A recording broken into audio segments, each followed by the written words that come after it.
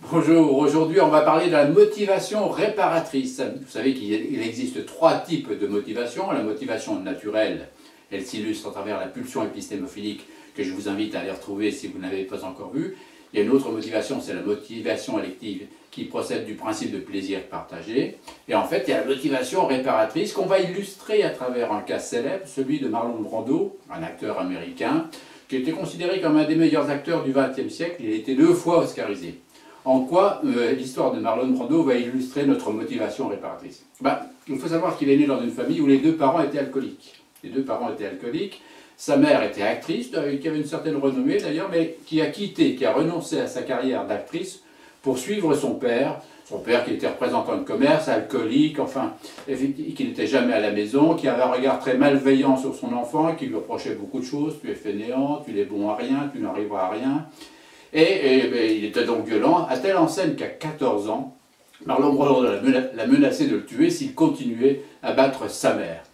Et là, donc, histoire très très chaotique, celle de son enfance et de son adolescence. À 20 ans, il pousse les portes d'un cours de théâtre et il devient très vite célèbre avec une pièce et un film qui s'appelle Un tramway nommé Désir.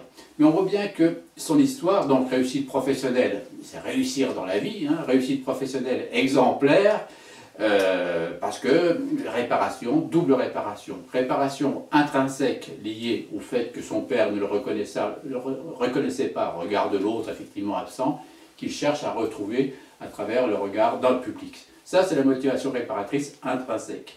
Il y a l'autre motivation réparatrice extrinsèque, c'est-à-dire que là, il répare une blessure, une carence maternelle, c'est-à-dire qu'il réussit là où sa mère n'a pas pu réussir au point où elle le désirait. Donc, double motivation réparatrice pour ce qui le concernait.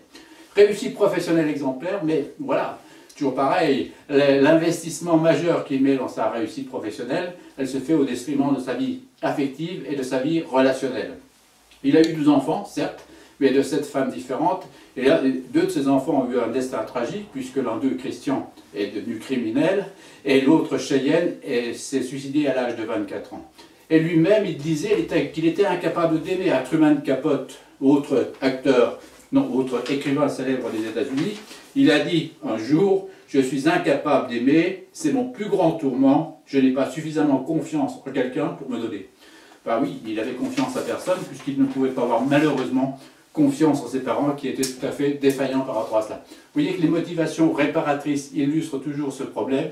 Réussite professionnelle spectaculaire, mais avec des déficits affectifs et relationnels importants. Allez, on se retrouve une autre fois pour d'autres chroniques. Au revoir.